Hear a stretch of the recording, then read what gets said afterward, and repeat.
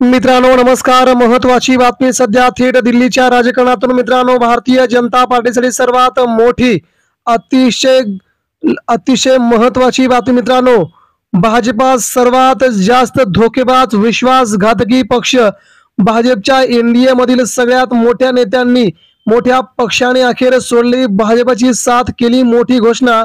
काय केली घोषणा? नरेंद्र मोदींची भाजपा थेट 240 वरती मित्रांनो, देशाचं समीकरण बदलणार राहुल गांधींनी अखेर मुद्दा मांडला आणि भारत देशाला संपूर्ण जगाला पटला नेमकं काय घडतंय पडद्याच्या पाठीमागे मित्रांनो। विश्वासघातकी बदलणार नाहीत, निवडणुकीच्या तोंडावरती एनडीए मधील मोठ्या घटक पक्षानं तडकाफडकी साथ सोडली, भाजपात उडाली खळबळ, देशात पुन्हा एकदा भाजपा सत्तेच्या पायउतार होणार का मित्रांनो? किती पक्षांनी किती खासदारांचा पक्ष यांनी सोडली भाजपची साथ? पुढच्या 2 मिनिटांमध्ये जाणून घेऊया महाराष्ट्रातील महत्त्वाचे अपडेट।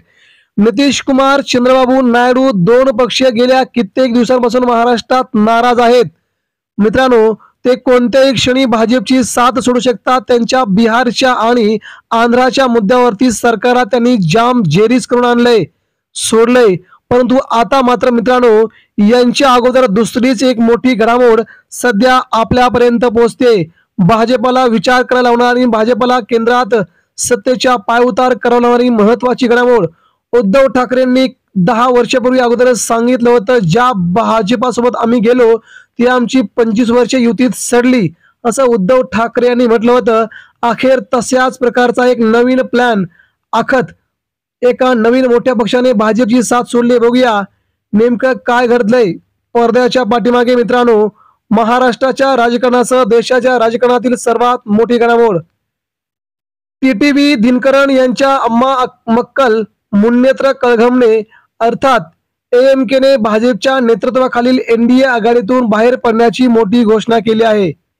एनडीए सोडणारा एएमके हा दुसरा मोठा पक्ष आहे।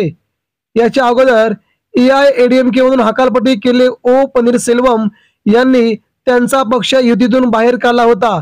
दिनकरन यांनी माध्यमांना सांगितले की काही लोकांच्या विश्वासघाताविरोधात हे आंदोलन सुरू करण्यात आले होते, मात्र आम्हाला वाटले की ते बदलतील।